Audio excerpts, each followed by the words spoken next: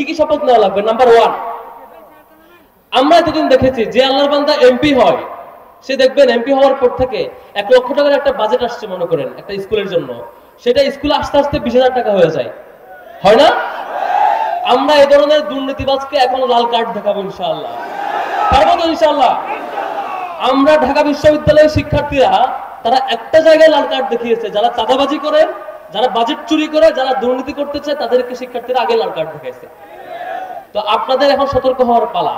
আগামীতে জাতীয় নির্বাচন, আমি মনে করি নাগরিক হিসাবে আমি মনে করি আমি যদি ভুল জায়গায় ভোট দেই, ভুল লোককে ভোট দেই, এই লোক যত চুরি বাটপারি করবে, যত চাঁদাবাজি করবে, প্রত্যেকটা দায়ভার আমার আপনার সিদ্ধান্তের উপরে বর্তায় নিশ্চয়ই।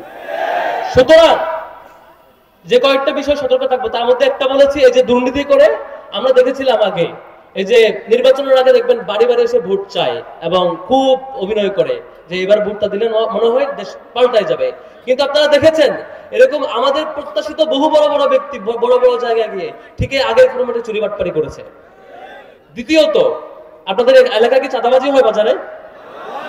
দেখবেন আমাদের বিশ্ববিদ্যালয়ে চাঁদাবাজি হইতো, ক্যান্টিনে চাঁদাবাজি হইতো, আশপাশের মার্কেটে চাঁদাবাজি হইতো। এখন চাঁদাবাজিরা আর খাবার পায় না, চাঁদাবাজিদের খাবার এখন বন্ধ হয়ে গেছে।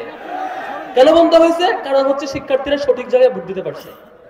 তো আপনারা যদি সঠিক জায়গায় সে ভোট দিতে না পারেন, কাল বাদে পরশু দেখবেন এই বাজার, এই মার্কেট, এই শপিং মল, আশেপাশের ব্যবসা আবারও সে চাঁদাবাজির খপ্পরে পড়বে। তাহলে আমাদের দ্বিতীয় করণীয় হচ্ছে, যে ব্যক্তিকে আপনি আস্থা পান না, এই ব্যক্তিকে ভোট দিলে তিনি চাঁদাবাজি করবেন না, এই নিশ্চয়তা যার ব্যাপারে পান না, তাকে কোনোভাবে ভোট দেওয়া যাবে না। এটা দ্বিতীয় ব্যাপার। তৃতীয় ব্যাপার হচ্ছে, আমরা মনে করি এমপি মন্ত্রীর কাজ হলে মনে হয় এলাকায় এসে খালি বিচার সালিশ করা। আপনি দেখবেন যে বিশাল নেতা, সে ভোট হয়ে নির্বাচিত হয়ে এমপি হয়েছে, সংসদে দাঁড়ায় দাঁড়ায় একটা বক্তব্য দিতে পারে না, স্ক্রিপ্ট দেখে দেখে পড়ে। এর আগে দেখেছেন না? আমাদের রাষ্ট্রের জন্য একটা লজ্জা।